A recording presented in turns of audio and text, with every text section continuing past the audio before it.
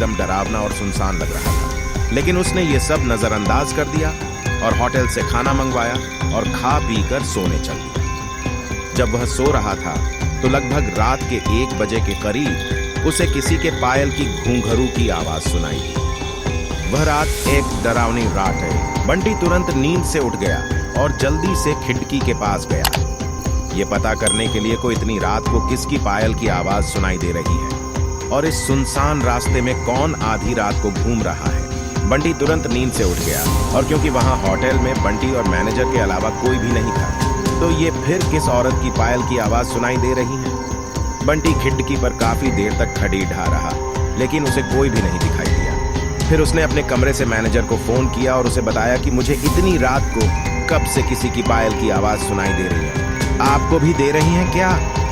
Manager ने कहा कि सर ऐसी कोई बात नहीं है, आपको हवा से ऐसा लग रहा होगा, वैसे भी ये जंगली इलाका है, यहाँ पर तो हल्की हवा भी तूफान के जैसी लगती है, आप सो जाइए, ऐसी कोई बात नहीं है। बंटी मैनेजर की बात पर भरोसा करके फिर से सोने चला गया। कुछ देर बाद उसे दोबारा वही पायल की आवाज पहले से भी ज्यादा तेज सुनाई देने लगी। इस बार उसने अपने कमरे का दरवाजा खोला और सीधा होटल के बाहर देखने के लिए चला गया।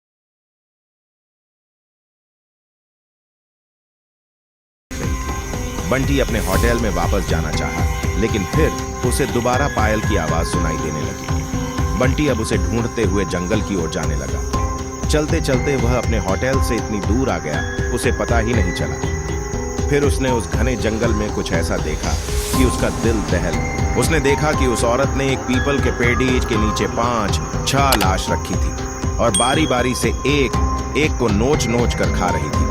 उसका मुंह खून से लथपथ था और चेहरा भी एकदम डरावना था।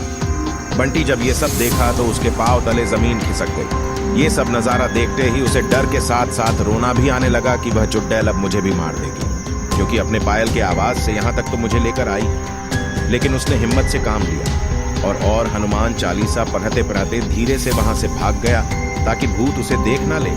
लेकिन भूत तो भूत होते हैं। बंटी जैसे ही वहां से भागने की कोशिश किया, वो चुड़ैल अचानक उसके सामने आ गई और उसे इशारों से अपने अड्डे पर ले जाने लगी, जहां पर उसने लाशें रखी। बंटी हनुमान जी जाप करके इतनी तेजी से वहां से भागा कि मानो जैसे उसके अंदर किसी की शक्ति आ गई हो। भागते भागते सीधा वह अपने होटल वापस आ गया। वहां थोड़ी देर रुका तो उसे एक आदमी दिखाई दिया। उसे देखकर ऐसा लग रहा था कि यह अच्छा आदमी है।